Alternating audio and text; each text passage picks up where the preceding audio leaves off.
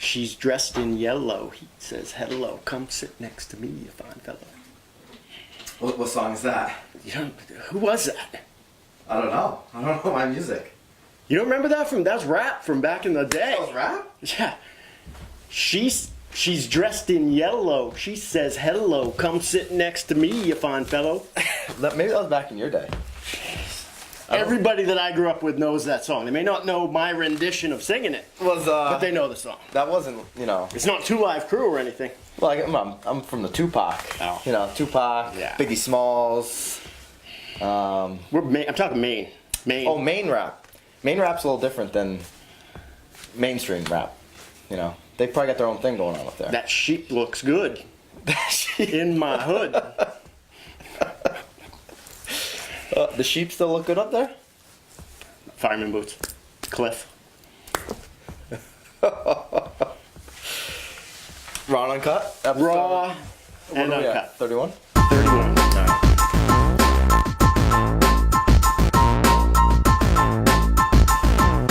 Hi everybody, welcome to Real Estate Raw and Uncut, episode 31. We are doing it, we're getting there. We'll just keep climbing that ladder. Every Friday, we're hitting them with a new show.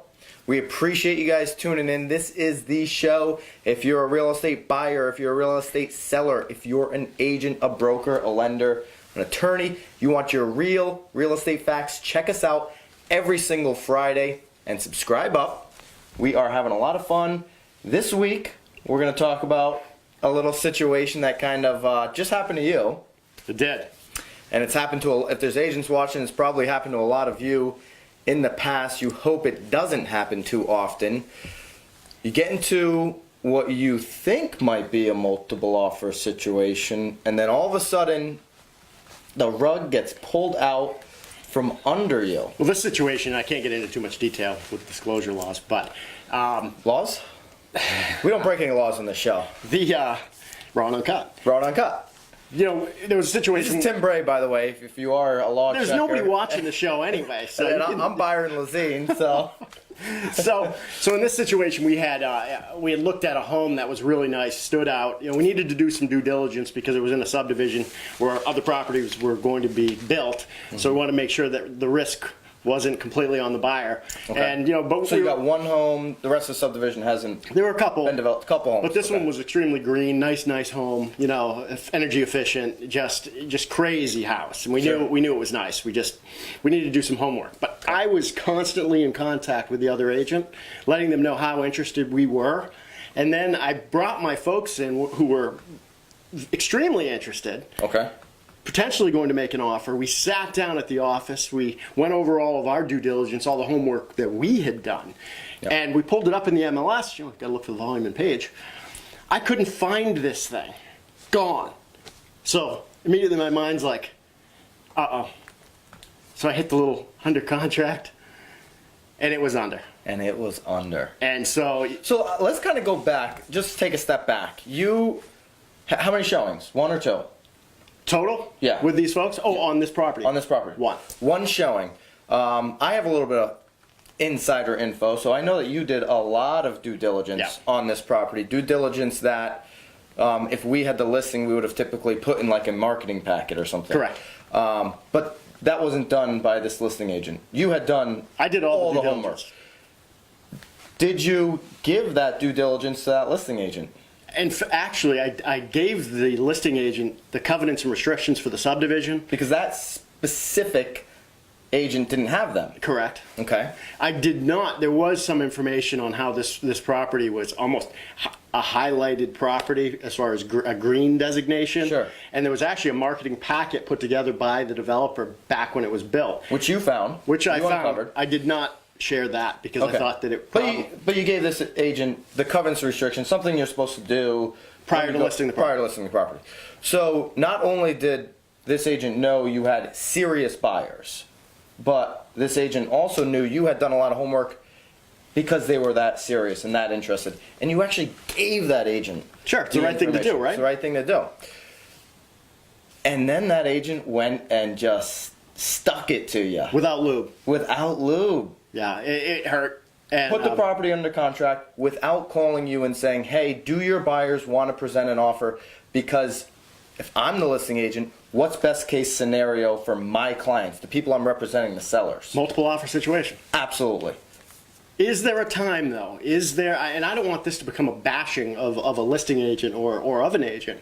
I want it to be more of an educational tool. I don't think it's a bashing, right? If, like, Tom Ferry, everybody knows Tom Ferry. He's got a great show going on, The Tom Ferry Show, hashtag The Tom Ferry Show. Check it out. It's phenomenal. He put up on social media today, and I'm paraphrasing, I'm at war against the lazy agent. So I don't think we're bashing the good agents out there, but we are bashing the lazy agent, as we should, because it gives everybody a bad name. But go ahead. So is there ever a time that it is not advantageous to the seller to have a multiple offer situation, in your opinion? That's crazy talk. That is complete insanity to me. Hold on. What if the seller is all of a sudden they have a coworker from work who is found out about the property, and they're going to pay full price, and there's a connection or a family member that's going to buy the property, and there's no way they're going to look elsewhere because you're not trying to drive up the price. They know that this person's going to get it. I mean, all right, you can have a special situation. I like special. Special's good. We have a special show here. So I guess if you had a special situation, you're probably going to ask your family members before you bring a property to the market, hey, do you want to buy it? So that's going to be very, very rare. And we don't know, and I'm not going to know what happened, what transpired on that one. You're right, though. If somebody comes with you cash, no inspections, I'm going to close this thing in 7 days, let's do the deal. What are you going to do? You're going to call, like, your people? That was 3 weeks ago. It's still under contract, so that one's gone. Right, so that's not the scenario on this case. But in that case, you could say, okay, we're not going to go into multiple offers. We don't want to lose this incredible deal. But if it's a typical offer that's coming in with contingencies, a mortgage contingency, inspection contingencies, maybe closing costs, whatever it is, it's to your benefit to go out and get a second offer. You may get over asking price at that time. A second offer, a third offer. Every single time I get an offer on one of my listings, I'm calling everybody, every agent that's shown interest, and I'm trying to get another offer on the table, because I know that when I do, it is best case scenario for my sellers. We typically will always get full asking, if not more. And our terms... We've done it. Yeah, and our terms all of a sudden become phenomenal because people start dropping contingencies off because they know they're competing with another offer. I've seen agents actually post on Facebook, I hate multiple offer situations. Which is, it shouldn't be that way. No. I mean, if you're on the buyer side, yeah, you want your buyer to get the deal, so you don't want multiple, but... On the list side, it's typically advantageous to the seller. Absolutely. And that's who you're working for. You're not working for your best interest of getting a deal done. You're right. Well, what the heck? I'm just trying to throw you for a loop. Throw on uncut, right? Oh, this maniac. All right. Can't concentrate now? I thought you lost your mind there for a second. That has nothing to do with my eyes. Oh, God. Where was I? I don't even know. You're out of control. No, it makes no sense. You're working for the client. That's where I was. You're working for the client. You're not working to get the deal done for yourself as the agent. Best case scenario for the client, which is if their goal is to sell, to sell, but for the most money possible with the best terms. Absolutely. I can't concentrate anymore. No, this guy's fried. Raw and uncut.